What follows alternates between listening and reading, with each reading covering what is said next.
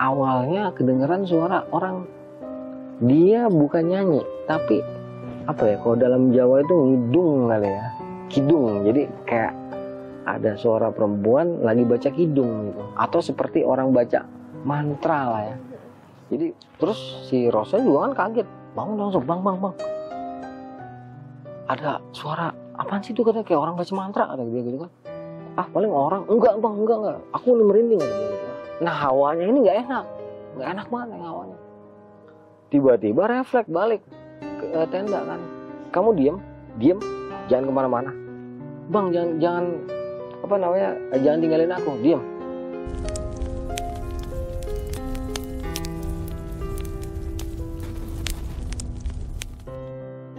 Assalamualaikum warahmatullahi wabarakatuh. Selamat malam teman-teman ASCP.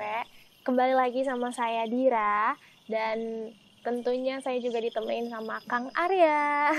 Selamat malam Kang. Sehat ya? Alhamdulillah, sehat terus lah ya. Oke.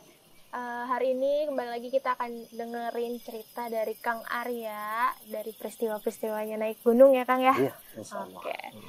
Pastinya udah gak sabar buat dengerin cerita-cerita dari Kang Arya. Langsung aja kita dengerin ceritanya. Kang Arya, silahkan. Oke, siap. Assalamualaikum sobat-sobat CP. Malam ini ada yang berbeda ya. Di depan gue nampak kayak ada cahaya pelan. Iyalah. Pelangi. Jadi memang nuansanya agak berbeda dengan hadirnya Dira di sini ya. Jadi gue juga lebih nyaman cerita gitu kan. Terus kayaknya bisa menggali ingatan jauh lebih dalam gitu. Dari obat. Jadi Dira ini semacam apa ya? Kalau ini semacam dia tuh obat buat merangsang memori. Gini Dira, jadi ini adalah pendakian ke Gunung Lawu. Baru sih tahun 2019 kemarin. Tetapi ada kejadian yang cukup unik lah ya, karena memang kata beberapa orang gue itu magnet. Jadi makhluk-makhluk astral, makhluk-makhluk metafisika itu kalau ada gue seneng banget mereka menampakkan diri gitu ya. Dalam artian ya, karena faktanya memang di dalam pendakian itu sering banget nemuin hal yang seperti ini. Nggak tertutup kemungkinan lah ya, sebab memang ada yang memiliki aura seperti saya, ada juga yang enggak. Ada juga lah orang yang naik gunung selama sekian puluh tahun juga dia nggak pernah ketemu hal seperti ini juga ada. Dan itu semua wajar ya. Bagi yang bisa ngeliat wajar, yang nggak bisa ngeliat juga wajar. Karena kan setiap manusia ada bagian masing-masing ya. Jadi karena ini memang bagian saya, mungkin yalah saya lagi. Karena ini bagian gua gitu ya. Jadi nggak terlalu aneh lah ya. Jadi setelah turun dari Binaya, itu kan kita turunnya di Tanjung Perak, Dira ya. Nah begitu sampai Tanjung Perak, tiba-tiba dihubungin lah sama rekan. Nah sebut aja namanya Ros ya. Ya ini juga wanita yang cukup manis lah bisa dikatakan seperti itu. Tapi istri orang gitu. Sedangkan saya suami orang gitu. Ya dalam artian gini. Kita itu melakukan pendakian ya memang sering bareng ya, tapi ya jarang berdua gitu, nggak pernah lah, karena kita menjaga lah. Nah beliau ini ngontak, bang posisi udah di Jawa, udah gitu kan. Itu kalau nggak salah sekitar tanggal 3 Oktober atau 4 Oktober gitu. Nah begitu dia ngasih kabar, udah emang kenapa, anterin ke Lawu yuk gitu kan. Pas nih aku cuti tanggal 5 gitu. Oh ya udah, dapat waktu lah 1 hari untuk istirahat di Surabaya kan. Kebetulan di Surabaya kita itu nginep di rumahnya Mas Hendra, salah seorang rekan saya. Ya, di sana alhamdulillah Mas Hendra terima kasih banyak atas waktunya, juga jamuannya pada saat itu, baik waktu saya berangkat ke Binaya dan ketika pulang dari Binaya mampir lagi di Surabaya. Jadi Mas Hendra ini baik banget. Udah deal tuh. Dengan ada jeda waktu sehari, kan ada inilah untuk merecovery tubuh ya, kita beristirahat cukup. Nah, setelah istirahat, datanglah tuh waktu yang ditentukan. Jadi 4 Oktober malam, sekitar jam 12, bis pertama dari Surabaya menuju Solo kan baru ada. Dah diantar tuh sama Mas Hendra ke terminal Bung Rasih yang antar kota gitu. Sampai bisnya udah siap, saya langsung naik. Begitu udah naik di bis, langsung nih gua kabarin si Ros, Mbak saya udah OTW Solo. Oke bang, nanti kalau udah sampai Solo kabarin aja, soalnya aku baru bisa berangkat nanti lepas piket, kata dia gitu. Soalnya kan beliau ini perawat. Oh ya udah, nanti kabarin. Ya udah, nggak lama mobil jalan, karena emang masih agak capek, tidur tuh. Kira kita di dalam mobil, bangun-bangun ya udah menjelang kota Solo ya, nikmatin pemandangan, masuk tuh ke terminal Solo. Seingat saya ini baru pertama lagi ke terminal Tirtonadi sejak tahun 97 terakhir. Kirain terminal Solo tuh masih kayak dulu lah gitu ya, masih rawan, jelek. Nggak taunya begitu sampai Tirtonadi kaget, terminalnya bagus banget ya, walaupun tidak sebagus kamu gitu kan. Sialan gue disamain sama terminal gitu. Jadi kaget lah tuh di terminal Solo. Tapi karena memang situasi dan kondisi itu aman, ya udah enak lah, istirahat terus langsung ngabarin, Ros saya udah di ini Tirtonadi. Ya bang, tunggu aja gitu, nanti aku lepas tiket sekitar jam 5 baru bisa jalan. Ya udah, di terminal itu kan di dalam nggak bisa ngerokok ya, sempet keluar beli kopi, ngerokok. Selesai itu kita cari tempat yang nggak ganggu orang lalu lalang, istirahat. Ternyata nggak apa-apa dan aman banget sekarang Tirtonadi itu tidur adalah sejam, bangun-bangun sekitar jam 6, terus makan soto di Solo itu. Dikabarin bahwa Ros ini on the way. Ya udah nunggulah. Sekitar jam 7:30 atau jam 8 dia ngabarin bahwa dia udah di Tirtonadi di pintu keluar. Ya udah buru-buru tuh kita nyusul kan. Begitu ketemu kaget, dia bawa motor tapi nggak ada plat nomornya. Buset, kan posisi dia kan di Pati ya. Dalam hati ini cewek selon amat bawa motor pakai plat gitu. Dasar mama edan gitu. Sempet kaget. Nah dari Tirtonadi itu nanti rencananya kan kita naik dari Ceto, tapi lintas turunnya di Cemoro Sewu. Jadi kita nanti dari Ceto turunnya di Cemoro Sewu. Karena itulah dari Tirtonadi kita taruh motor di Cemoro Sewu. Nah udah, sempet ragu nih mau jalan, karena apa? Itu motor nggak ada plat nomornya gitu. Tapi kata dia, udah nggak apa-apa, tenang aja. Belum tahu waktu itu kalau suaminya ternyata tentara. Oh pantesan selon. Bininya lango gitu. Oh ya udah agak tenang tuh pas tahu suaminya tentara. Udah selalu lah, istilahnya ada sedikit jaminan lah gitu kan ya. Nah walaupun deg-degan, udah bawa tuh kan carrier gue kan gede banget tuh Dira ya. Bisa lihat fotonya nanti yang gue ke Binaya. Itu carriernya kayak kulkas, tinggi banget ya, segini lah tingginya nih. Jadi carrier itu ditaruh di depan di stang, sedangkan gepek terus dia bawa carrier. Jadi udah motornya kan kecil tuh, apa namanya, Mio apa sih yang stangnya kayak motor laki itu kan, warnanya hitam tuh. Udah jalan cuek lah, mau ada polisi mau apa bodo amat. Kita ngelintasin kota Solo tuh, mengarah ke Karanganyar. Begitu lewat Karanganyar ujung mau masuk ke Karangpandan, tanya, bang udah makan belum?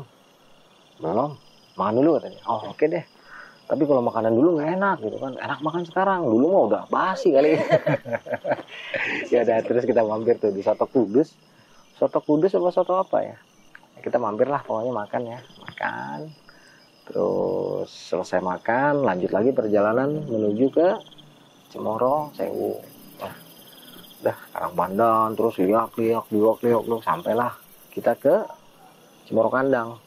Dalam perjalanan menuju Cemoro Kandang itu ternyata kita pakai jalur lama, Neng. Itu motor sampai speednya cuma 5 kilo per jam, saking beratnya. Tanjakannya kan parah tuh, sampai digoyang-goyang di motor. Lewat itu sampai Cemoro Kandang. Terus Cemoro Sewu, ngobrol-ngobrol. Kita titip motor aja di situ. nitip motor. Kebetulan bisa nitip motor di situ. Setelah kita naruh lah yang barang-barang yang nggak perlu kita bawa untuk naik, kita juga titip di situ. Turun kita ke bawah. Ternyata Kol 3/4 jurusan Tawangmangu ke Magetan atau ke apa istilahnya tuh Telaga Sarangan ke bawah, Magetan apa ya lupa ya. Itu dia hanya beroperasi pada pagi hari, kalau siang nggak ada. Jadi agak kaget tuh. Ya terus gimana ke Karangpandannya gitu kan. Akhirnya ya udahlah kita coba-coba untuk ngompreng. Stopin tuh mobil terbuka, bak terbuka, ada yang mau. Nah, udah naik tuh kita mobil bak terbuka. Diantar sampai ke Karangpandan. Bukan Karangpandan sih, di apa namanya? Iya Karangpandan betul, di terminal loh. Nah di situ nanti kita nyari dulu ini apa namanya buat fotokopi KTP kan. Setelah fotokopi KTP kita naik bus tuh yang jurusan ke arah Ceto. Bisa tuh kecil, bis 3/4 juga. Dah naik jalan tuh mobil deng. Singkat kata sampailah kita ke terminal bus itu tuh, bus kecil. Di sini kita makan lagi kalau nggak salah pecel ayam. Terus naik ojek untuk menuju ke Candi Ceto. Itu begitu sampai Candi Ceto itu udah sekitar jam 3 sore. Ya udah langsung urus perizinan. Setelah rampung urus perizinan itu kita mulai start naik setelah badal asar. Ya. Tetapi karena pas mau jalan itu masih agak jet lag, karena kan saya dari Ambon ke Surabaya itu 5 hari di atas kapal laut. Jadi pas mau naik tuh mulai dari pos Candi Ceto mau ke Candi Ketek terus ke pos 1, baru berapa langkah jalan sebelum masuk Gapura udah ini goyang. Waduh kok goyang. Terus ngomong, "Ros, ntar dulu deh." Kan manggilnya Dek ya. "Dek, ntar dulu Dek. Ini goyang banget kepala." Terus ngomong, "Udah istirahat dulu sebentar gitu." Ya udah dulu. Akhirnya balik lagi tuh ke pos ngobrol-ngobrol dulu. Ada sampai sekitar 4:30 tuh. Rasa udah enak badan. Wah enak deh. Udah jalan yuk. Nah jalan kita. Jalan ketemu Gapura. Selamat datang jalur Ceto. Lewatin masuk ke candi. Pinggirannya keluar candi. Kita melipir jalan tanah. Pinggirannya tuh lembah. Ada sungainya. Kira-kira 10 menit kita turun. Nyebrangin sungai. Naik. Di atasnya Candi Ketek. Itu udah sekitar jam 5 kurang. Sini nggak ada apa-apa. Pokoknya perjalanan di awal ini normal, nggak ada sesuatu yang ya ginilah intinya ya kita ya Dira ya. Nggak ada tuh pendaki gunung yang pengen ngelihat hal yang aneh-aneh lah ya. Mau ngelihat setan kek, ngelihat siluman kek, atau apa tuh nggak ada. Cuman seandainya ada ya no problem gitu kan. Untung malah. Jadi apa? Model-model kayak kita gini seneng. Apalagi udah jadi YouTuber, jadi banyak cerita gitu kan di raya ya. Jadi setelah lewat Candi Ketek, masuk pos 1, lewat pos 1 itu maghrib. Kira maghrib. Nah, si Ros ini, "Bang, aku sholat dulu." "Oh ya udah deh, silakan." Ya, sholat. Pas dia lagi sholat, itu kayak ngerasa sesuatu tuh mulai tuh. Cuman ngerasa gitu, enggak ngelihat. Ngerasa kayak di atas itu di jalur ada sesuatu, cuman nggak tahu apalah. Hal ini merupakan sesuatu yang biasa banget lah buat gue di raya. Dalam artian gue udah nggak kaget lah gitu-gituan. Normal kalau baru ngerasa ngelihat aja juga udah alhamdulillah biasa gitu kan. Jadi ya udah cuek santai. Terus si Ros selesai sholat maghrib, tiba-tiba bawanya pengen tayamum tuh. Ya karena kan air kita harus berhemat gitu. Walaupun ada air tapi ada skala prioritas juga gitu kan. Udahlah nggak apa-apa tayamum. Saya tayamum terus sholat maghrib. Rasa yang nggak enak itu hilang tuh, nggak ada. Udah kelihatannya entitas-entitas yang tadi seperti mau memperlihatkan diri sepertinya menghilang. Mungkin karena gini kali ya, maghrib ya. Maghrib itu kan pergantian energi ya. Dan kebanyakan juga maghrib itu memang banyak kejadian-kejadian yang di luar nalar ya. Cuman untungnya pada waktu itu enggak, hanya ngerasa aja. Udah jalan ketemu pos 1 ya. Itu kan pos 1 masih agak terbuka ya. Nanti kita ketemu warung, terus ketemu pos 1 kan.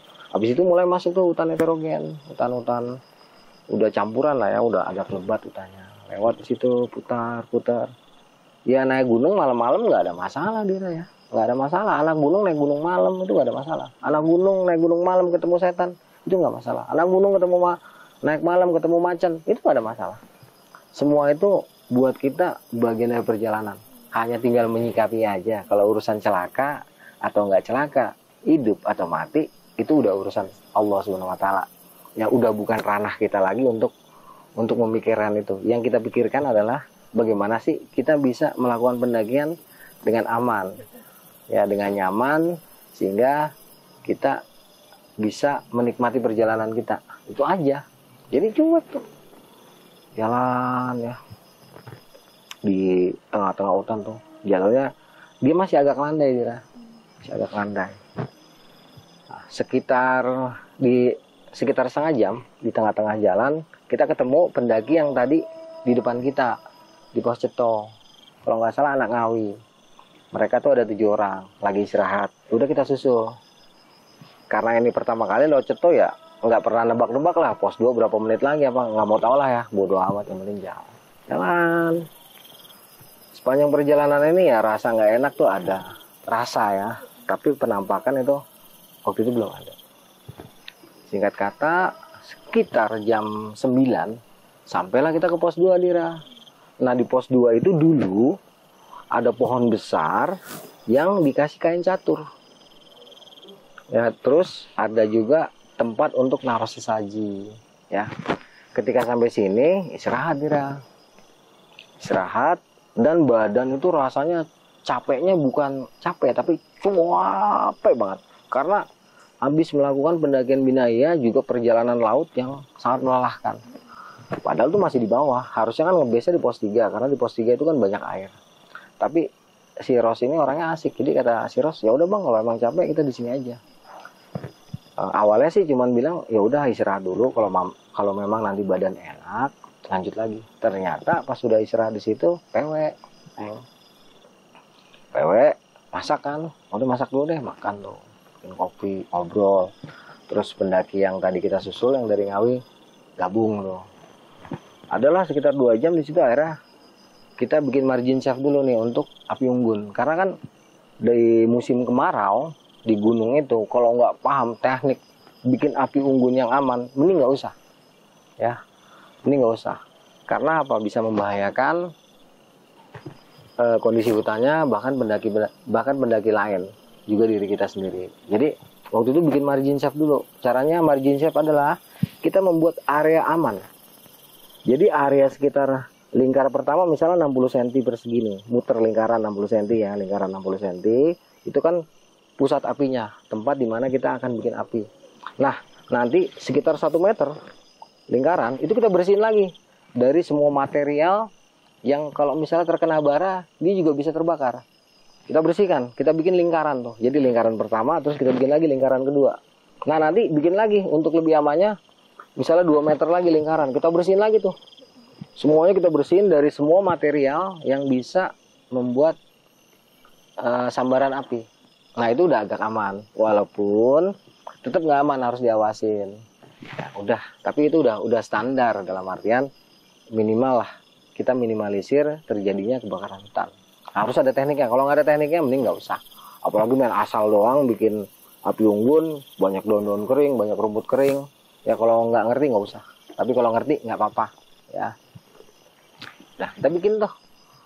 Sambil ngobrol sama anak-anak Ngawi tadi, ternyata mereka mau lanjut ke pos 3. Sedangkan waktu itu gue udah capek banget di akhirnya. Udahlah dek, kalau gitu kita di sini aja deh gitu. Nah tadinya nggak ngeh nih si Ros. Kalau saya emang nggak tahu Dira. Gue nih emang nggak tahu itu pohon ya, katanya angker lah apa. Emang kagak ngeri, dan gue nggak ada urusan Dira. Pokoknya naik gunung tuh nggak ada urusan sama setan lah ya. Ya bodo amat dah gitu. Nah begitu bilang udah dah ngebes di sini aja, si Ros langsung ngomong, "Bang, itu pohon terkenal banget," gitu kata dia. "Terkenal gimana?" "Aku sering lihat di YouTube. Itu pohon lain gitu," katanya. "Lihat aja pakai dikasih kain catur gitu kan. Ya emang kenapa? Biarin aja, bagus dia pakai baju, dapat telanjang ya. Akhirnya karena kitanya juga cuek, tenang gitu, terus ngomong ke si Ros, udah nggak apa-apa gitu-gituan mah ya. Karena yang bahaya tuh bukan kalau misalnya di situ ada jinnya, ada setannya, ada itu nggak bahaya. Yang bahaya bukan itu, yang bahaya yang ada dalam diri kita sendiri. Udah tenang aja seolah. Terus kita buka tenda di mana bang? Ya udah kita buka tenda di pinggir shelter nih gitu kan. Tapi ini karena kita cuma semalam dan kayaknya nggak ada yang naik lagi, bolehlah coba kita buka di dalam gitu kan. Kebetulan tenda kita kan tenda 4 tuh, jadi nggak terlalu gede lah ya. Tenda 2 kecil lah, nggak terlalu gede. Udah buka di situ. Karena apa? Nanti kan dia posisinya tidur dalam tenda, saya kan di depan nih, di terasnya, nggak enak lah bini orang gitu kan. Udah, akhirnya dia setuju tuh. Setuju jadi tenda, gelar matras, masukin barang-barang. Tapi begitu tenda udah jadi, nggak ngantuk tuh. Dia nggak ngantuk, masih pengen bawanya bakar-bakaran di apa namanya, di api unggun di depan tuh. Kebetulan kan kita bikin apinya kecil aja ya, biasa. Udah ngobrol tuh di situ. Iya api unggun. Terus nggak lama pengen pup dah. Pengen pup karena tempat yang paling enak tuh di balik pohon itu tuh, yang katanya angker. Deket-deket situ ya udah. Dalam hati gua kan angker kata orang, kalau kata gua mah enak gitu. Agak jauh lah sedikit, gali lubang, tetap gali lubang, pup lah di situ. Pup. Selesai pup, nongkrong nih ngobrol ceritanya di depan di depan tenda deket api unggun. Ngobrol. Awalnya tuh nggak ada apa-apa gitu. Iya kalau rasa-rasa nggak enak normal ya, namanya kita ada di tempat asing ya, bukan tempat kita, wajar lah. Itu ada 1 jam ngobrol, akhirnya ngantuk kan. Masuklah si Ros ini ke dalam tenda. Tapi pintunya nggak ditutup, dibiarin kayak gini. Karena kan kita di dalam pondokan seng gitu kan ya. Terus gue tidur di sini. Udah, gitu lagi mulai rebahan, enak-enak gitu kan. Kepala udah mulai enteng. Ini awalnya kedengeran suara orang. Dia bukan nyanyi, tapi apa ya? Kalau dalam Jawa itu ngidung kali ya.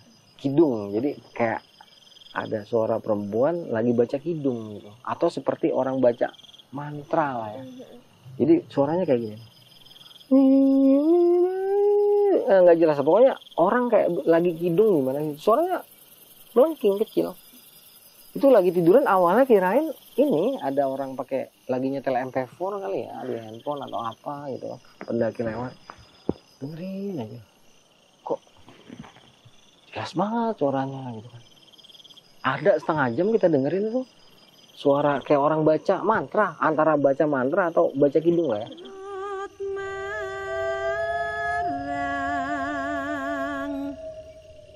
Itu lama-lama kok jelas penasaran loh. Terus si Rosa juga kan kaget, bangun langsung bang.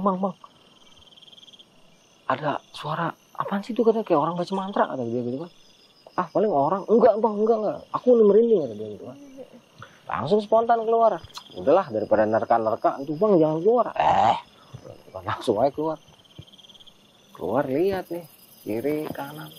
Itu begitu keluar kaget neng, di sekeliling kita tuh banyak banget kabut tipis gitu. Awalnya kirain yang bekas dari api unggun kita, kan api unggun kita tuh aman, dia udah nggak nyala posisinya kan, tapi masih ada baranya gitu. Kirain asap dari sini gitu. Pas dicek, kalau emang ini asap pembakaran pasti bau asap. Tapi ini enggak bau asap. Lihat keliling itu kabut pekat loh. Pekat tapi tipis gitu. Gimana ya? Kabutnya banyak gitu, maksudnya banyak. Kita bisa ngeliat tapi masih bisa tembus gitu. Kaget, wah ini nggak beres nih. Langsung bilang sama si Ros gitu kan. Dek, pisau dapur mana tadi? Buat apaan bang? Udah pisau dapur sini. Kasih pisau dapur sama dia. Nih bang. Dah. Peniti mana? Buat apaan bang? Udah diem. Langsung tuh kita pakein peniti dia di lengan bajunya. Dia bingung tuh, kok gue pisau dapur dia peniti. Udah diem aja. Terus diri kan. Mau kemana bang? Ngecek dulu gitu. Nah itu suara kidungnya jelas lagi tuh. Kidung sama semacam mantra gitu. jelas keluaran. Itu merinding. Si Ros itu di dalam tenda bengong. Bang, diam jangan bergerak. Keluar Kak, tiba-tiba langkah kaki pengen ke pohon gede itu kan. Begitu nengok ke atas pohon gede, cewek ngelira. Cantik, walaupun nggak secantik kamu, cantik. Dia di atas ngeliatin sambil kidung. Kaget kita kan, kaget. Terus langsung spontan salam langsung, assalamualaikum. Kenapa gitu kan? Dia di sini ada beberapa bagian yang nggak bisa diceritain ya, karena nggak bisa lah pokoknya. Setelah berkomunikasi dia hilang tuh, kesel nih, marah kan. Ini nggak bisa diceritain bagian ini karena sensitif. Selesai dia hilang, itu kabut itu yang tadinya cuma sekedar kabut kayak ada semacam petir-petir gitu, kayak listrik gitu, cerocet gitu kan. Kaget nih, kok di sekeliling banyak banget gituan itu. Pas kita kedip gini diperhatiin, di antara kabut itu banyak banget orang. Banyak banget orang. Itu ada yang pakai baju lurik Jawa, ada yang cuma pakai celana aja, nggak pakai baju tapi pakai belangkon. Kalau perempuannya rata-rata pakai kemben sedada itu kain, atau ada juga yang pakai kebayanya gitu, atasannya. Itu sempet nanar lah, agak lama kaget nanar. Wih, banyak banget. Nah hawanya ini nggak enak banget yang hawanya. Tiba-tiba refleks balik ke tenda kan. Kamu diem, jangan kemana-mana. Bang, jangan jangan tinggalin aku, diem. Itu nggak sadar, langsung nyamperin ke pusat manusia yang kelihatan manusia goib itu ya, ke pusat kumpul mereka, langsung datang ke situ, nggak sadar. Demi Allah lillahi ta'ala, pertanggungjawaban dunia akhirat, nggak sadar, cabut pisau dari sarungnya tuh, pisau dapur, langsung aja babat nih, ngilang. Langsung ngomong tuh, dengan pokoknya nggak bisa dibuka. Selesai ngomong begitu, tiba-tiba di belakang, lagi-lagi ini bukan mata biasa yang lihatnya, jadi harus dipahamin dulu teman-teman ya. Memang ada orang yang dikaruniai dengan kelebihan ini, ada yang enggak gitu kan. Begitu ngeliat ke belakang, ternyata di belakang itu ada sosok yang sangat familiar buat saya gitu kan. Dan saya manggil saya lagi. Dan gue manggil dia tuh biasanya kakek atau eyang gitu kan. Begitu ngelihat, karena emang kenal betul dengan entitas ini, karena gue kan nggak kenal Hodam, gue tuh nggak kenal. Pokoknya, wah ini Hodamnya ini nggak, sama sekali nggak kenal. Tapi karena ini sangat kenal dengan entitas ini, dari energi yang dihasilkan, langsung, eyang, langsung manggil gitu kan. Ngapain di sini eyang? Ya taruh kata dia langsung ngomongnya begini, Le, siapa yang ganggu kamu, Le? Gitu. Nggak ada yang bisa ganggu kamu di sini gitu bahasanya. Ini mohon maaf, bukannya narsis, memang seperti ini kejadiannya gitu ya.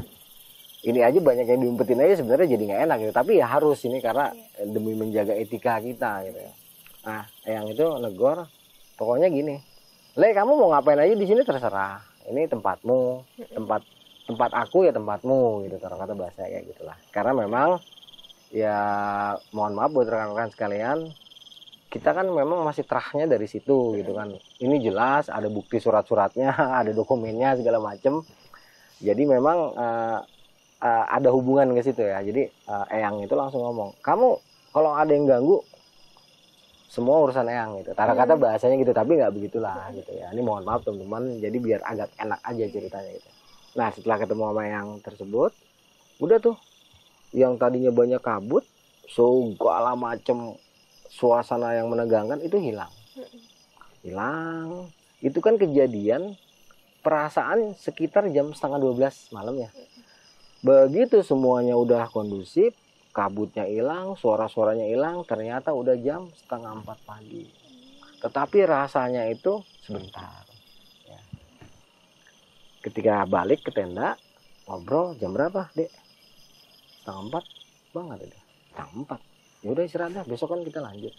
Nah si Ros ini orangnya kepo, berani juga berani, ini mama berani gitu kan, nanya bang tadi apaan gitu, nggak tahu gitu. Emang kamu ngerti? Soalnya kalau kamu nggak ngerti, nggak paham, percuma mau diceritain sejelas-jelasnya, sedetail-detailnya juga nggak, kamu nggak akan paham. Emang kamu ngeliat apa? Aku tadi ngedenger suara, kan dia juga dengar suara orang ngidung gitu ya. Terus aku juga ngeliat kabut itu tebel banget. Nah, si abang itu kata dia masuk ke dalam kabut, dia nggak bisa lihat. Dan itu lama kata dia, sekitar 1 atau 2 jam. Padahal perasaan cuma bat bet, nggak nyampe 5 menit. Udah selesai tuh pada bubar, terus ketemu Eyang itu. Mohon maaf, silakan nebak-nebak. Ya, tapi nggak bisa disebut gitu. Jadi dia si Ros tuh takut tuh waktu menyaksikan kita ada di dalam kabut sendirian. Tapi dia juga tenang gitu, karena percaya sama satu kan dulu kemarin kan ada ya, percaya diri, percaya teman, percaya Tuhan. Iya. Nah dia percaya itu gitu, dia percaya dirinya akan selamat, dia percaya temannya juga bisa akan selamat, dan dia percaya sama Tuhannya. Ya udah, malam itu berkesan banget ya buat si Ros, karena menurut dia pernah menyaksikan entitas ini di saat masa anak-anak. Ya, dulu dia waktu masa kecilnya di kotanya dia di Pati, di rumah bulenya, sekali-kalinya dia ngelihat ada wanita sama laki-laki tengah malam ngejar dia. Itu makhluk gaib menurut dia, memang betul makhluk gaib. Dan sejak kejadian itu, dengan profesi dia sebagai perawat yang kadang-kadang ada di kamar jenazah segala macam, itu nggak pernah ngeliat lagi. Dan baru ngeliat lagi di saat naik sama gua nih, yang dira itu. Jadi dia ngomong itu, jadi emang berkesan banget nih pendakian ini buat dia. Karena untuk pertama kali lagi, sejak pertama kali dia ngeliat, itu ngeliat dan dia ngerasain gitu. Ya udah, kita istirahat dan kita betul-betul tidur nyenyak tuh, yang dira. Karena memang kejadian seperti itu menguras energi ya. Dan yang menyaksikannya aja juga terkuras energinya tuh. Tidur nyenyak tuh. Oh nyenyak banget. Bangun-bangun sekitar jam 7. Pokoknya udah terang ya. Jam 7. Bangunin. Ya bangun. Lanjut lagi ke pos 3. Sebelum jalan biasa kita masak dulu ya. Karena logistik banyak tuh. Kalau nggak salah pagi itu kita bikin sandwich ya. Roti. Tapi dalemannya itu sayuran pakai sarden, dagingnya diganti pakai ikan sarden. Dia yang masaknya tuh, kita tinggal makan, ngobrol lagi. Terus kita perhatiin nih kondisi pohon yang semalam kita lihat putar. Bener bang, ini emang pohon yang sering ada di YouTube. Ini pohon serem banget loh. Lagian pakai ngebes di sini sih, nah gimana orang capek gitu. Ya udah tuh. Ya, jadi pagi itu setelah kita ngamatin pohon gede itu, keadaan sekitarnya, ya udah kita kirimlah doa ya. Dalam artian di sini itu pun makhluk Tuhan ya, makhluk Allah ya. Mungkin semalam itu kan dalam keadaan capek, terus jadi emosi gitu kan. Ya udah, karena kita sama-sama makhluk Allah, nggak ada yang lebih tinggi, nggak ada yang lebih hebat, nggak ada yang lebih jago, nggak ada yang lebih mulia. Yang membedakan ya derajat manusia di mata Allah, di mata Tuhan yang Maha Esa itu hanya keimanannya ya. Dan keimanan itu tidak bisa dinilai oleh sesama makhluk, bahkan oleh para anbiya sekalipun mereka tidak bisa menentukan kadar keimanan. Yang tahu keimanan seseorang itu hanya Allah Subhanahu wa taala. Amal ibadah kita, segala sesuatu yang bisa menilai ya betul-betul tepat ya hanya Allah. Kalau yang lain kan hanya nebak-nebak. Jadi di sini tuh karena memang ini makhluk Allah semua, dan gue tuh ngerasa agak nggak enak semalam, kirimin lah Al-Fatihah. Terus karena semalam kita juga bakar-bakaran, walaupun dia sudah mati, dicek lagi tuh Dira, dicek, yakin udah nggak ada baranya, nggak ditinggal, tapi kita gali lubang di samping tempat perapian kita, gali lubang agak dalam, baranya sisanya itu debu-debunya itu kita masukin semua ke dalam lubang, kita tutup rapet supaya nggak ada celah untuk nyala lagi. Soalnya kalau masih ada celah untuk nyala atau masih ada udara, itu pasti nyala. Walaupun tersisa titik bara api kecil, makanya dipastikan nggak ada celah tuh. Jadi dipadetin banget, injek lah sampai rapet banget, yakin baru kita tinggal. Ya, sepanjang perjalanan di pagi-pagi ini ya, alhamdulillah lah badan udah agak segar. Walaupun malam itu ngalamin kejadian yang agak ekstrim gitu ya. Nah, jalan tuh dari pos 2 teng. Waktu itu karena Juli, biasa tuh debunya Dira. Wah, tebel banget itu. Itu kalau ngupil hitam-hitam itu. Tebel banget debunya. Jadi, wah, mana kagak bawa masker kan ya. Ah, udahlah, jalan. Pakai ini aja lah, pakai bab gitu. Tak sekitar 50 menit sampailah kita ke 50 menit atau sejam lah ya. Karena jalurnya tuh cukup ekstrim tuh dari 2 ke 3. Awalnya landai terus muter-muter gini nih, Dira, ngikutin punggungan tuh. Ya. Kita melipir punggungan tuh sampai kita ke pos 3 itu dia hutan-hutan pinus sudah mulai banyak. Nah di sini ternyata banyak pendaki tuh yang pada ngebes karena tadi di bawah baru makan seadanya, lanjutlah makan besar di sini, makanan yang lebih, makan nasi gitu lah, masak lah kita di pos 3 sambil nikmatin pemandangan, bukan pemandangan ya, sambil menikmati perjalanan juga kita mengembalikan stamina kita. Makan sejam, kurang lebih sejam. Di sini setelah makan, perjalanan kita lanjutkan lagi menuju ke pos 4. Dari 3 ke 4 ini sama jalurnya enak banget Dira. Ih, pegel lah pokoknya tuh. Mana bawaan juga berat banget kan, jalan kutak-kutuk. Ada satu titik lepas dari pos 3 antara 3 4 di sebelah kanannya itu kan langsung dia tebing tuh, lembah, tapi depannya pemandangan bagus. Nah kita istirahat dulu di sini, nikmatin pemandangan tuh. Sambil ngobrol kejadian yang semalam. Ada sekitar 1 jam istirahat di sini karena memang pemandangannya bagus. Lanjut lagi, kita sampai ke pos 4 kan. Dari sini sampai ke pos 4 sekitar 20 menit paling lama. Itu waduh, panas, jalurnya udah kebuka. Begitu sampai pos 4, orang rame. Rame banget gitu kan. Di pos ada bangunannya kan tuh, udah lanjut lagi tuh. Lewat pos 4 sampai ke puncak punggungan, datar nih Dira. Enak. Datar ke kiri tuh, jalan kita sambil ngobrol-ngobrol. Pokoknya banyak lah yang diobrolin tapi lupa lah ya, karena memang itu terjadi secara spontan aja. Terus ujung jalanan datar kita belok ke kanan, belok ke kiri, naik lagi parah nih. Naik parah, hutan-hutan pinus. Ada sekitar setengah jam tuh naik parah, hutan-hutan pinus. Cus ke tempat terbuka. Ini tempat bagus banget. Namanya Gulak Peperangan. Tempat ini katanya menurut mitos, dongeng atau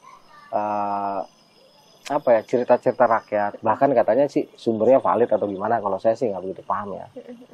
Di sini adalah tempat muksonya Prabu Brawijaya di Gulak Peperangan ini. Dan Gulak Peperangan ini memang indah banget ya, bener, bagus banget. Tapi kalau soal cantik tetap kamu ya gitu. Wah di sini enak lah, kita nikmatin pemandangan. Nah, itu udah kita sekitar jam 1 atau jam 2 siang lah kurang lebih. Istirahat, emang capek banget di sini, fisik terkuras. Nah di sini lagi-lagi ada sesuatu yang tidak bisa diceritakan atau dijelaskan, dan dia dicernanya pakai logika itu nggak bisa. Karena ya lagi-lagi yang melihat bukan mata kasar gitu diraya. Pas kita lagi di sini, tiba-tiba si Ros itu merasa kedinginan banget. Sebelumnya ini si Ros menceritakan sosok yang tadi kita sebut, yaitu Prabu Brawijaya. Jadi sepanjang perjalanan nih, dari pohon pinus sampai ke Gulak Peperangan, si Ros tuh nyorocosnya cuman, wah Prabu Brawijaya begini. Beliau tuh mukso di sini. Pokoknya yang dia baca dari berbagai sumber itu diceritain. Dia kagak tahu kalau orangnya ngejentul yang diceritain gitu. Gini. Lu cerita mulu dari tadi, tapi mata gue ini kan lain gitu ya. Terserah mau dibilang apa, tapi memang seperti ini kejadiannya. Yang tokoh yang dimaksudkan itu dalam pandangan batin ya ada di dekat kita gitu kan. Itu senyum-senyum aja gitu. Ya udah, saya sih cuek aja gitu, karena mas sosok ini kan nggak terlalu asing gitu, memang nggak asing gitu. Wah, yang diomongin kan naik kuda gitu ya, ya pandangan gaib loh, bukan pandangan real gitu kan. Dia naik kuda deket kita tuh ketak gitu kan. Nah begitu di Gulak Peperangan tiba-tiba dia merasa, bang dingin banget bang. Langsung pakein jaket, dia udah pakai jaket, kasih lagi jaket merah tuh, yang legenda. Udah legenda balah, bukan Supra, belum Supra, masih legenda ya. Kalau Karisma kejauhan 125 dia. Masih kedinginan ya. Terus langsung dalam hati ngomong, udah yang jangan dilus-lus mulu gitu. Akhirnya berhenti dilus-lus. Baru kok anget kata dia gitu. Terus nanya, bang kok tadi kayak ada ini ya. Jadi dalam kedinginan itu perasaan dia di deket dia, perasaan dia terasa karena ada gesekan energi di kulitnya dia. Kayak ada sesuatu yang datang deket sama dia, tapi itu membuat dia dingin. Jadi dia kedinginan hebat gitu kan. Waktu itu gue cuma bilang, lagian diomongin mulu sih gitu kan. Disamperin kaget gitu kan. Yang bener kata dia. Emang aku siapa? Tidak ada aku siapa, kamu siapa, kita siapa, nggak ada. Nggak ada di sini siapa dan siapa, kamu siapa aku, siapa dan siapa tuh nggak ada. Ini semua terjadi kalau memang sudah kehendak ya terjadi. Gitu. Dia awalnya nggak percaya, nggak mungkin lah masa beliau udah deket saya. Ya terserah gitu kan. Akhirnya udah tuh dilupain tuh. Nah pas kita jalan dari Bulak Peperangan kan enak tuh landai, terus naik dikit. Nah, menjelang mau naik menuju ke Gupak Menjangan, sempat kelihatan tuh. Nah, beliau istilahnya sampai sini aja leh, udah kamu tenang-tenang aja gitu. Ah udah, masuk ke Gupak Menjangan, terus nanti kita nggak istirahat tuh di Gupak Menjangan, langsung kita ke arah kanan menuju ke tempat yang hutan pinusnya agak lebat. Nah di sini dari Gupak Menjangan mau ke hutan pinus yang agak lebat, tiba-tiba di ujung paling kiri, ujung sana itu lagi-lagi harus diceritakan bahwa ini bukan mata kasar ya. Sebab gini, makhluk gaib jika dia masih dalam unsur gaibnya, masih dalam kegaibannya, itu tidak ada satupun yang bisa ngelihat yang namanya makhluk kasar, kecuali para anbiya, para aulia, ataupun orang-orang yang Allah kehendaki, ya, dengan mata kasar itu bisa ngelihat. Tetapi ketika makhluk gaib ini sudah bisa terlihat oleh mata kasar, maka dia bukan lagi makhluk gaib. Ya, dia sudah terlihat sama kita, maka kegaibannya waktu itu sudah hilang. Jadi bisalah terlihat.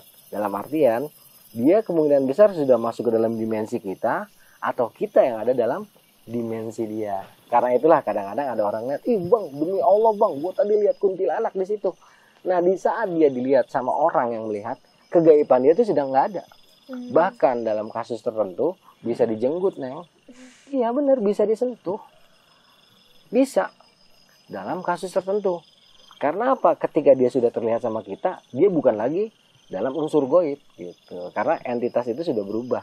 Energinya sudah berubah dari energi goib halus yang tidak terlihat menjadi energi yang terlihat. Terkadang ini tidak dipahami oleh sebagian orang ketika ada orang yang sedang bercerita tentang hal-hal seperti ini. Jadi semuanya nggak ada yang irasional. Apapun itu semuanya rasional. Soalnya gampang aja sih ya. Kita menghirup udara setiap hari, siapa yang bisa lihat? Kita punya pikiran, punya rencana, punya bayang-bayang dalam hati dan pikiran kita, siapa yang bisa lihat? Nggak ada kan? Diri kita aja nggak bisa lihat, apalagi orang. Nah, nggak jauh-jauh beda kayak gitu. Jadi entitas ini awalnya kelihatan itu kayak titik, cuman gede, masih jauh sih. Cuman lama-lama kok membentuk sosok. Jadi dia tuh tubuhnya manusia, tetapi kepalanya kerbau. Dan ketika ngelihat makhluk itu, energinya itu lain. Energinya tuh langsung terasa mencekam banget. Waktu masih jauh, nggak masalah. Nah ini dia pelan mendekat. Nah nggak lama setelah dia mulai mendekat ini, si Ros pengen pup. Bang, aku pengen buat pup gitu kan. Ya udah cari tempat yang ngumpet sono. Apa perlu ditungguin? Ya yang ngarep nih gue gitu. Wah enak aja kata dia. Udah itu sono gitu kan. Akhirnya dia nyari tuh tempat agak jauh. Ya kira-kira 5-6 meter dari posisi gue ya. Ketika dia lagi pup, itu mendekat terus. Kaget nih. Loh kok mendekat terus gitu kan. Langsung ngomong ke si Ros. Dek, udah belum? Udah kata dia. Udah cepetan kesini gitu. Agak khawatir nih gitu. Terus si Ros buru-buru nyamperin. Kenapa sih bang? Udah diem. Jalan. Udah jalan tuh. Dari yang banyak di tempat yang tadi banyak pohon pinusnya itu, pohon cemara. Kan kita nanti mulai melipir bukit tuh. Ya, yang ini ya, melipir bukit, muter nanti kita akan tembus di yang namanya Pasar Bubrah atau Pasar Watu, Pasar Dieng. Sebuah lokasi yang konon katanya itu pasar setannya atau pusat keramaian dari Dedemit. Jadi kenapa dikasih nama pasar setan itu bukan berarti di situ ada pasar, bukan. Ini bahasa Siloka. Ya ada juga sih beberapa pendaki yang memang menemukan situasi dan kondisi di situ memang seperti pasar yang ada jual beli. Tetapi sebenarnya makna sesungguhnya dari pasar setan itu adalah pusat keramaian dari makhluk-makhluk lembut, makhluk-makhluk halus, ya, ataupun makhluk-makhluk yang tidak bisa disaksikan oleh mata kasar. Jadi memang tidak semua orang bisa menyaksikan hal ini kecuali orang-orang yang beruntung. Nah, sepanjang dari perjalanan tadi tempat kita si Ros itu pup sampai ke situ, itu makhluk yang dia kepalanya kerbau, berbadan manusia. Itu dia seperti membawa seseorang, pemuda dari bangsa kita. Posisi anak muda itu sedang digandeng sama dia. Jadi dia posisinya ada di sebelah kiri jalur terus. Kelihatan tuh dia bawa siapa itu, kayak bawa anak muda gitu. Itu sampai ke Pasar Dieng, baru dia nggak ada. Nah di Pasar Dieng ini tiba-tiba si Ros, kan harusnya kan kita ke kiri, si Ros itu ke kanan dan jalannya cepet banget. Langsung panggil, woi mau kemana dek, mau kemana dek, gitu kan. Kaget dia, langsung kayak mau kemana kamu? Lah ini kan jalannya bang, jalannya ini, enggak ini. Diem dong, langsung aja tayamum kan, pegang stek, coba lihat yang benar. Lah iya bang, lah itu tadi apa? Jadi dia masuk ke gapura, ke gapura. Dia ngeliat ada gapura bagus. Di situ kayak bangunan-bangunan udah terbengkalai lah, tapi masih bagus candi-candinya gitu, masih ada sisa gitu kan. Nah dia masuk ke situ, dia ngerasa itu jalanannya bagus gitu kan. Begitu dia sadar dia kaget, terus ngomong, emang kamu ngeliat apa? Aku nggak ngeliat apa-apa, aku cuma lihat itu kata dia. Oh ya udah, emang abang ngeliat apa? Ntar kita ceritanya di harga dalam aja, kalau nggak di ini di warungnya, di salah satu warung ya. Karena setelah itu nanti kita kan banyak warung. Nah di situ ketika si Ros ngalamin kayak gitu, ya, setelah dia udah bisa kita panggil balik, itu gua ngelihat sosok anak muda. Dia itu merenung gitu, dia diam, kayak agak sedih. Dan gua nggak bisa duga itu siapa. Gua nggak sukalah narka-narka ataupun merasa wah ini sosok si Anu yang dulu hilang gitu, enggak. Intinya ini sosok kayak nggak asing, tapi dia merenung gitu. Merenung, dia nggak lama, dia tuh disamperin sama beberapa orang, ya, dengan pakaian khas, ya. Dibilang orang zaman dulu enggak, dibilang orang sekarang juga enggak. Dia disamperin terus diajak dia menghilang di sekitaran Pasar Bubrah itu. Kaget, langsung si Ros kita ayo jalan deh. Ngeliat apaan bang? Udah ntar ceritain. Jalan tuh. Ya kan lewat dari Pasar Bubrah kita naik, Pasar Bubrah lagi, Pasar Bubrah Merapi, Pasar Dieng, naik kan. Ada tangga tuh, tangga datar, lewatin argo dalam sedikit, sampailah kita ke lokasi warung-warung ya. Di situ kan banyak warung, tapi warung yang paling terkenal kan punyanya apa namanya Mbok Yem, tapi kita nggak di warung Mbok Yem.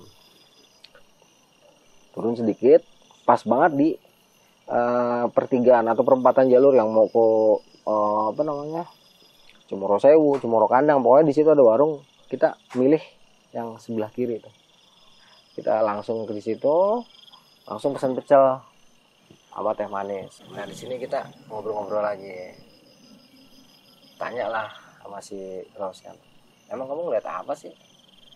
Aku ngeliat gapura bang, terus jalanannya tuh ke kanan dan di tengah-tengah jalan itu kiri kanannya kayaknya ada bekas-bekas bangunan tapi masih jelas banget gitu. Padahal enggak, cuma tumpukan-tumpukan batu aja.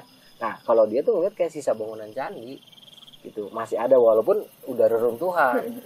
Padahal faktanya itu cuma sekedar batu-batu aja kesusun, ya memang seperti bekas candi. Tapi runtuhan yang gede-gede gitu seperti yang dia bilang tuh nggak ada. Dan dia bilang jalannya bagus ke depan. Terus tanya ngeliat apa lagi? Enggak sih, aku cuma lihat itu. Rasanya ramai nggak atau apa? Enggak sih, rasanya biasa, cuma lihat itu doang. Dan kayaknya emang itu jalur bener gitu, kayak bukan sesuatu yang mistis buat dia gitu, biasa aja. Oh. Terus kalau abang sih yang dilihat di situ kayak ada sosok yang familiar gitu. Ya waktu itu nyebut nama, cuman kita di sini etis aja ya, karena kan yang hebat itu hanya Allah, yang bisa itu hanya Allah, yang ngerti hanya Rasulullah, yang paham hanya Rasulullah. Kalau kita mau bukan apa-apa kita, ya kita mah nggak punya ilmu, nggak punya pengalaman, bahkan nyawa aja nggak punya. Yang punya Allah. Jadi udahlah, karena memang kejadiannya seperti itu dan harus diceritakan, ya udah ceritain deh waktu itu. Begini seperti tadi lah diceritain. Oh gitu ya. Terus kenapa aku kedinginan di gula peperangan gitu? Ya kamu kedinginan di gula peperangan. Orang yang sedang kamu omongin itu ada di dekat kamu sambil ngelus-ngelus kepala kamu. Dia nggak percaya, Dira. Loh, mana mungkin gitu kan? Emang aku apaan kok sampai disamperin dilus-lus? Ya kita mana tahu, ya. Namanya itu kan makhluk Allah, kita makhluk Allah. Permasalahan ada lebih kurangnya. Kalau menggunakan akal pikir kita ya merasa nggak mungkin, bisa aja nggak mungkin. Tetapi kalau menggunakan fakta ataupun hal yang memang kamu nggak lihat tapi aku ngelihat, ya bisa aja terjadi. Intinya tetap si Ros ini nggak percaya lah, dia tetap itu aja nggak mungkin gitu lah. Tapi kan gue cuma menyampaikan apa yang gue lihat gitu ya, apa yang gue lihat lewat sisi lain ya, bukan dari mata kasar. Singkat kata datang sore terus nanya nih sama yang punya warung, kan ada tempat agak datar tuh di atasnya, di atas warung, boleh nggak buka tenda di situ? Ternyata boleh. Wah ya udah, karena kan di warung nggak enak, udah buka tenda di situ, istirahat. Karena tadi udah makan langsung tidur. Itu sekitar jam 11 malam bangun. Nah di atas ini udah nggak ada kejadian apa-apa. Mengira rame banget itu, segala macem lah. Tetapi yang paling terkenang dinginnya pakai banget, dingin banget. Tadinya kan kita SB 11, tapi karena dia ini masih tepar juga, udah SB gue kasih ke dia tuh. Udah SB dia double, kompor gas di tengah tenda masih dinyalain, kecil, tetep itu nggak ngurangin rasa dingin. Wah itu parah deh tuh malam, dinginnya minta ampun. Tapi akhirnya kita juga bisa tertidur. Karena apa? Prinsipnya kalau udah dingin banget kayak gitu, bagaimana caranya perut kenyang? Ya karena kalau perut itu udah kenyang, biasanya kita bakal tidur nyenyak kok, sedingin apapun. Tubuh kita tuh dengan adanya karbohidrat yang dihasilkan oleh tubuh atau panas tubuh, itu bisa beradaptasi dengan keadaannya ekstrim walaupun perlahan. Nah itulah yang akhirnya membuat kita bisa tidur nyenyak. Nah singkat kata datang pagi, masak lagi, makan, terus packing. Turunlah kita menuju ke Cemoro Sewu. Nah sepanjang perjalanan turun ini rame, yang kira udah nggak ada apa-apa lagi lah. Kita dari kok turun pagi itu, sebelum kita turun kita puncak dulu, puncak ke Argo Dumila ya, sampai puncak foto-foto. Karena rame ya, udahlah nggak ada yang serem-serem lah ya, udah biasa aja. Di atas foto-foto sama dia, balik lagi ke tenda, terus masak, packing, mulailah bergerak kita turun menuju ke Cemoro Sewu, puncak, terus ke Sendang Derajat. Nah di Sendang Derajat ini dulu pernah punya kejadian lucu-lucu gimana gitu ya. Karena apa? Tahun 97 itu kan naik sendiri. Nah begitu lewat Sendang Derajat, tiba-tiba air Sendang Derajat tuh wangi. Ini tahun 97 ya, ceritain sama dia tuh, nih tempatnya nih. Begitu lewat tiba-tiba airnya wangi, kita minum juga wangi. Cuman barengan kita di tengah gunung, barengan gue, mereka nggak nyium wangi. Nggak tahu itu fenomena apa ceritanya. Terus dari Sendang Derajat turun ke pos 4, ke pos 3. Di pos 3 kita istirahat dulu, makan nasi uduk. Setelah makan nasi uduk, jalan lagi dari pos 3 ke pos 2. Singkat kata sampai ke pos Cemoro Sewu itu sekitar jam 3 atau jam 4 sore. Istirahat.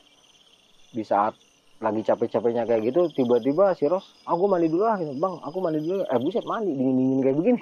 Ya cewek kali ya, mungkin secara kebersihan beda lah sama kita gitu. Dia memilih mandi, kalau gua kagak. Nah, kagak gua enggak dingin. Udah tuh mandi. Dan mandi kita makan, langsung menuju ke Tirto Nadi Solo, pakai motornya dia tuh. Langsung jalan. Sepanjang perjalanan itu ya ngobrol-ngobrol lah sambil macet kan ya. Singkat kata sampailah kita ke Tirto Nadi. Sempat sih ditawarin mau lanjut ke Muryanya kata dia gitu. Nah next time aja lah gitu. Capek, bayangin dari Ambon ya, di kapal itu PP 10 hari, di gunung PP 7 hari ya.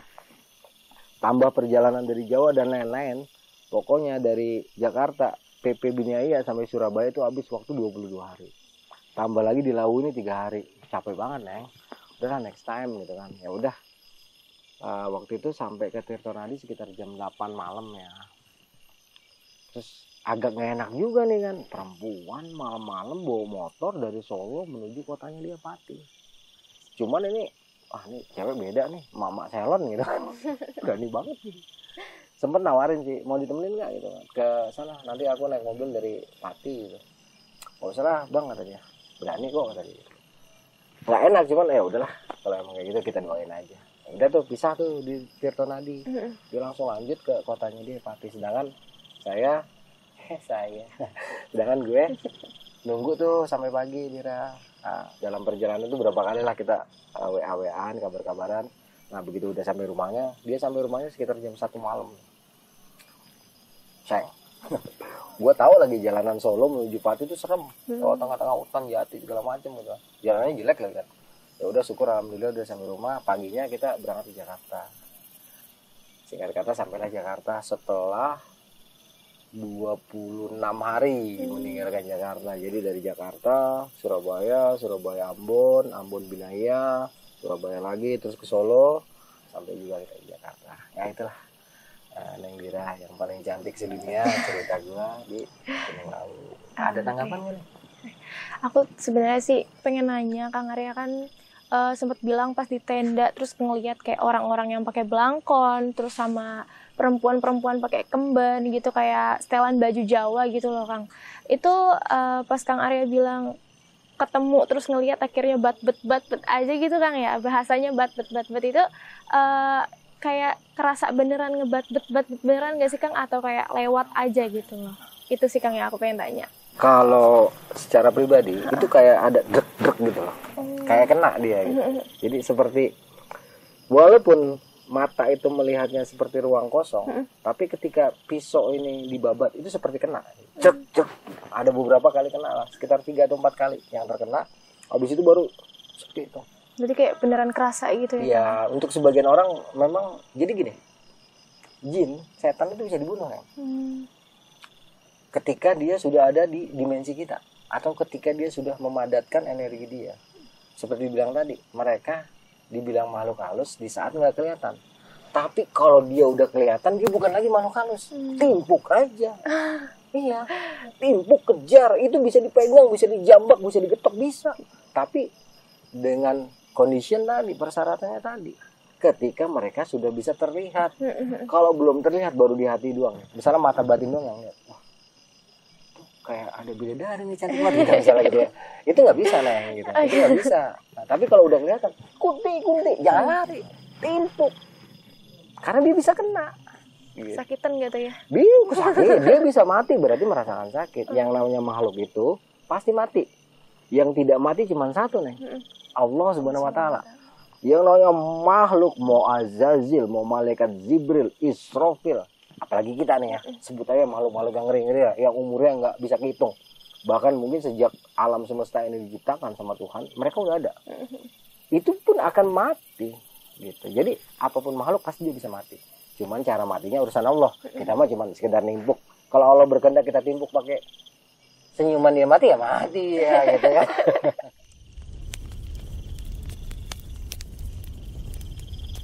Oh iya, satu lagi aku juga pengen tanya nih Kang, maaf banget soalnya aku masih kurang ngerti gitu ya. Tadi Akang juga sebut tentang aulia gitu. Aku pengen tanya, aulia itu sebenarnya apa sih Kang? Aulia kalau yang tetangga kemarin emang agak cantik ya, walaupun nggak secantik kamu gitu ya. Ada namanya Mbak Aulia. Tapi aulia di sini yang dimaksud adalah para kekasih Allah. Orang-orang yang dipilih oleh Allah ya. Ditakdirkan oleh Allah, mereka memiliki keimanan, ketakwaan, ketaatan yang lebih dari kita manusia biasa. Dan itu Allah yang milih, ya bukan kita yang milih. Jadi ketakwaan dia, keimanan dia, tingkat keilmuannya berbeda dengan kita. Itulah karena dia memiliki tingkat ketakwaan dan keimanan lebih dari kita, maka kedekatan mereka sama Allah Subhanahu Wa Taala juga beda. Itulah yang disebut dengan aulia, para kekasih Allah. Ada waliullah, ya. Aulia itu ya termasuk wali Allah gitu ya. Intinya dia di bawah tingkatan anbiya, terus para sahabat, ya intinya di bawah itu. Jadi itulah kelas-kelas di mana yang bisa kemungkinan besar melihat makhluk halus dalam bentuk halusnya dengan mata kasar gitu. Makasih banyak Kang. Iya cantik, sama-sama. Teman-teman semuanya udah dengar kisah dari Kang Arya, dan buat teman-teman semua yang pengen cerita atau pengen diceritain sama Kang Arya gitu, kalian bisa hubungin kontak sosial medianya Kang Arya. Pastinya udah banyak sih ya Kang ya. Ribuan mungkin, jutaan. Jutaan belum. Oh belum, tapi OTW sih. OTW. Mudah-mudahan ya, bersama kita tim sekarang ini Dira. Oke, amin. Ya buat teman-teman tetap ikutin kisah dari Kang Arya, dan jangan lupa juga dinyalain like, subscribe, dan tombol loncengnya juga biar setiap Kang Arya upload video bunyi. Iya betul. Bisa ngeliat terus ya Kang. Oke, makasih banyak juga untuk Kang Arya. Terima kasih semuanya. Assalamualaikum warahmatullahi wabarakatuh.